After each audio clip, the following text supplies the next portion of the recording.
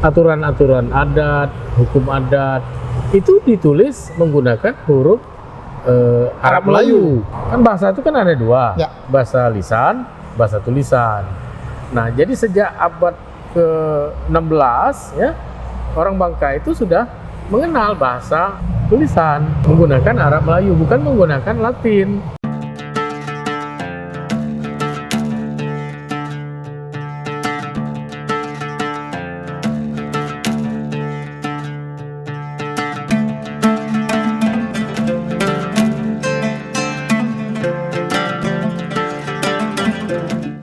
Masyarakat di Bangka Belitung pada masa abad 16 sudah mengenal aksara Arab Melayu. Di saat masa pemerintahan Kesultanan Palembang Darussalam tahun 1666, terdapat aturan yang mengatur kewenangan jajaran pemerintahan Kesultanan Palembang Darussalam yang ada di Bangka menggunakan bahasa Arab Melayu. Tak hanya itu, peraturan adat yakini Sindang Mardika juga ditulis menggunakan aksara Arab Melayu. Pada masa Inggris berkuasa di Bangka, masih menggunakan aksara Arab Melayu, baik surat perjanjian hingga stempel pemerintahan saat itu. Sebelum mengenal huruf Arab Melayu, masyarakat di Bangka sudah mengenal huruf Palawa sekitar abad 7. Hal ini terlihat pada batu prasasti Kota Kapur.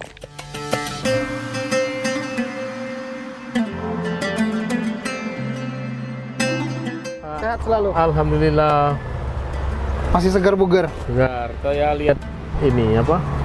0 km. 0 km. Bangka, kemudian arah barat sama utara. Sungai Utara, Sungai Let Belinyu, Barat Jebus. Barat Mentok. Jebus Muntok. Nah, saya ini berdiri pas di barat laut. Barat laut Jadi berarti ini barat, daerah mana? barat laut, utara, timur laut, timur kan, Iya. tenggara, selatan. Nah, anak-anak sekarang nggak paham lagi arah itu. Tujuh Mata Rakyat. Padahal ini Nah. ada lagunya dulu kan? Iya. Timur, Tenggara, Selatan, Barat, Mudahnya, Daya. ya. Nah, ini barat laut ini kalau dalam bahasa Bangka itu disebut dengan melala. Melala. Melala. Arah mana? Melala. Melala itu artinya barat, dengan utara. Itu melala. Makanya di bagian utara Pulau Bangka itu ada nama tanjung, namanya Tanjung Melala. Tanjung Melala. Melala. Di tanjung yang terletak antara barat dan utara Bangka. Oke. Nah, cuma saya lagi menyelidiki untuk barat daya, tenggara kan, kemudian timur laut. Nah, itu apa bahasa Bangkanya? Masih ditelusuri. Baik. Tapi yang sudah tertelusuri itu adalah barat laut. Barat laut ya. Atau melala. Melala. Siap. Tuh, hari ini 0 Ya. km. Hari ini kita akan ngobrol-ngobrol soal Arab Melayu. Ya. Dan hari ini di belakang kita memang ada koin yang kalau saya baca Haza Fulus Pangkal Pinang. Ya.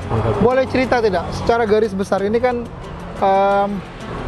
contoh satu dari sekian banyak contoh Arab Melayu yang ada di Bangka Belitung. Ya.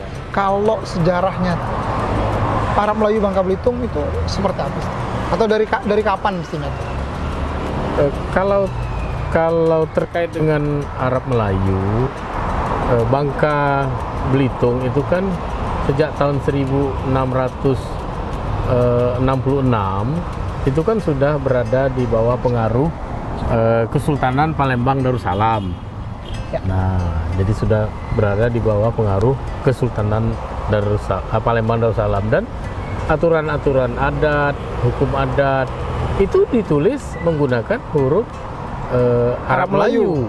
Jadi ada 10 pasal ya yang merupakan aturan adat yang menjadi kewenangan dari Rangga Tumenggung. Kemudian ada 45 pasal yang menjadi kewenangan dari mulai dari Depati sampai ke Lengan ya, kepala kampung kecil.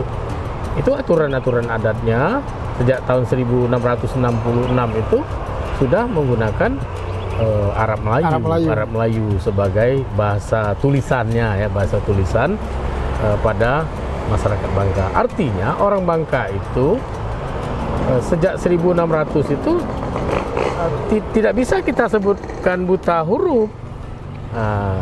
Memang dia buta huruf Latin, tetapi dia tidak buta huruf Arab. Huruf Arab karena huruf Arab digunakan sebagai bahasa tulisan ya pada masa Kesultanan Palembang Darussalam. Begitu terus ya. Nah, kemudian itu buktinya ya, ada 10 pasal, 45 pasal Undang-Undang Sindang Mardika itu ditulis dengan huruf Arab, sehingga kita membacanya pun agak sulit ya, karena mungkin kita sekarang kan anak-anak sekarang terutama tidak belajar Arab Melayu. Kalau saya tahu sampai tahun 77 saya masih sekolah, namanya sekolah Arab. Saya punya 2 ijazah. Dulu ada SD kan, nah sore-sore kita sekolah Belajar Arab Melayu belajar di sekolah Arab namanya, Madrasah Ibtidaiyah itu dulu namanya sekolah Arab tahun 70-an itu. Itu dulu? Iya, belajarlah kita salah satunya Arab Melayu, makanya kita bisa membaca. Tuh, tapi kalau kemudian saya mau dibantu soal untuk pertama kali mungkin bisa tidak ditemukan atau terdeteksi Arab Melayu pertama kali itu wilayahnya di 7 kabupaten kota Bangka Belitung itu di mana dulu? Ya, kalau terkait dengan hukum adat tadi ya. Itu kan meliputi seluruh wilayah. Seluruh wilayah Bangka Belitung. Tersebar berarti ya. Karena hukum itu kan berlaku untuk seluruh wilayah, seluruh masyarakat Bangka kan. Nah, itu yang paling tua ya menurut saya. Kemudian yang berikutnya ketika Inggris berkuasa kan. Nah, Inggris juga misalnya membuat cap ya. Membuat cap itu ya tulisannya yang bisa dimengerti oleh orang Bangka, misalnya residen Inggris untuk Palembang dan Bangka itu menggunakan stempelnya saja menggunakan Arab Melayu. Nah, kemudian Sultan juga kan membuat misalnya meriam ya, itu capnya juga menggunakan huruf Arab Melayu.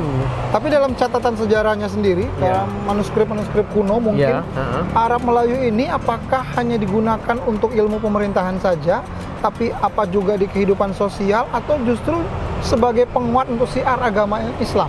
Semua. Jadi kan bahasa itu kan ada 2, bahasa lisan, bahasa tulisan.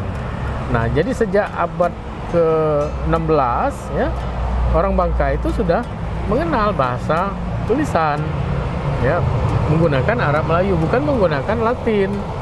Lebih tua lagi kan orang Bangka sudah mengenal bahasa bahasa Sanskerta, bahasa Melayu kuno, tetapi tulisannya menggunakan tulisan Palawa dari India kuno. Tulisan Palawa. Ya. Itu yang lebih tua lagi dari Arab Melayu. Ya, huruf Palawa.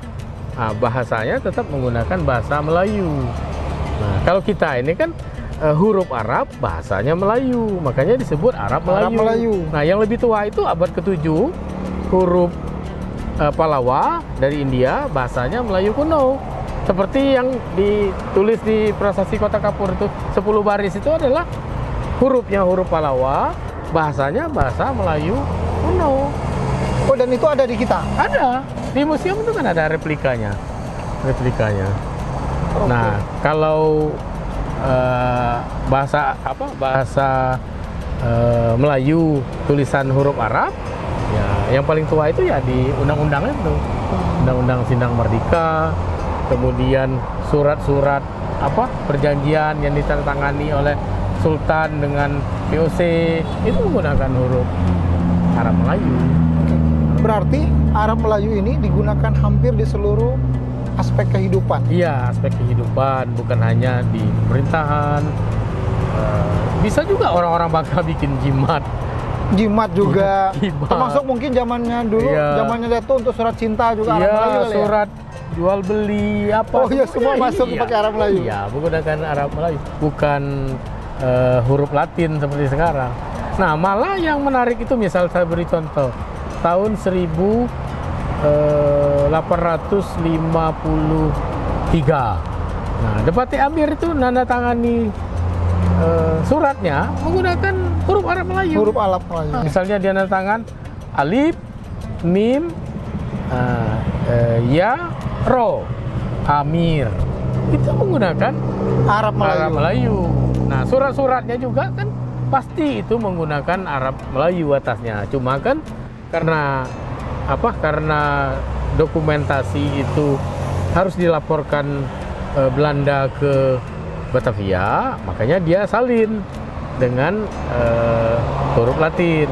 Huruf Latin bahasa Indonesia, bukan bahasa Belanda. Tapi saya yakin bahwa surat Amir itu menggunakan Arab Melayu. Karena tanda tangannya menggunakan Arab Melayu. Nah, Tuh, kalau di kita di Bangka Belitung, temuan apa saja yang masih ada sampai saat ini yang menggunakan Arab Melayu? ya kalau Koin, apa nama ya, jalan? meriam, nama jalan, koin seperti ini kan, nah itu menggunakan Arab Melayu. Dan di surat-surat lama kalau kita cari di orang-orang tua pasti itu ya. Masih ada yang nyimpan ya? Masih nyimpen. Jimat itu kalau dibuka isinya Arab Melayu. Arab Melayu. Oh, jimat itu isinya Arab Melayu. Arab Melayu. Jimat itu Arab Melayu. Tapi kalau seorang Datuk Ahmad Elfian melihat Arab Melayu ini kan mestinya kita lestarikan, kita jaga terlebih dahulu. Iya. Apa yang kemudian membuat Arab Melayu kita semakin lama makin kesini sebenarnya boleh dikatakan hampir punah dan Iya. langka? Apa itu yang membuat? Nah, yang pertama kalau dulu ya sampai tahun 70 itu masih ada sekolah Arab itu. Artinya kita masih berupaya untuk mewarisi tradisi. Tahun 70-an ya? Iya, tradisi aksara itu, bahwa nenek moyang kita menggunakan huruf Arab ya dalam komunikasi tulisannya. Nah, itu dibuktikan bahwa sekolah-sekolah madrasah ya pada waktu itu ya salah satu yang dipelajari adalah membaca dan menulis Arab Melayu. Nah, sepanjang sejarah kan kurikulum itu kan berubah terus. Kurikulum itu ganti menteri, ganti kurikulum, ganti menteri, ganti kurikulum. Nah, kurikulum kita itu kan banyak banyak kebarat-baratan. Karena para profesor, ahli-ahli pendidikan kita itu kan lulusan Eropa, lulusan Amerika. Nah, jadi hal-hal seperti itu mereka anggap tidak penting, tidak perlu. Nah, sebenarnya untuk pewarisannya lebih bagus ya di SD ya misalnya ya, di SD itu ada muatan lokal. Masuk di muatan lokal. Dikembalikan lagi ada muatan lokal, misalnya kan terkait dengan huruf pegon ataupun huruf Jawi itu kan Arab Melayu itu. Sehingga anak-anak kita ketika dia mempelajari naskah-naskah kuno, naskah-naskah lama kan terkait dengan manuskrip lama Melayu, dia bisa mempelajarinya. Jadi bisa langsung membacanya.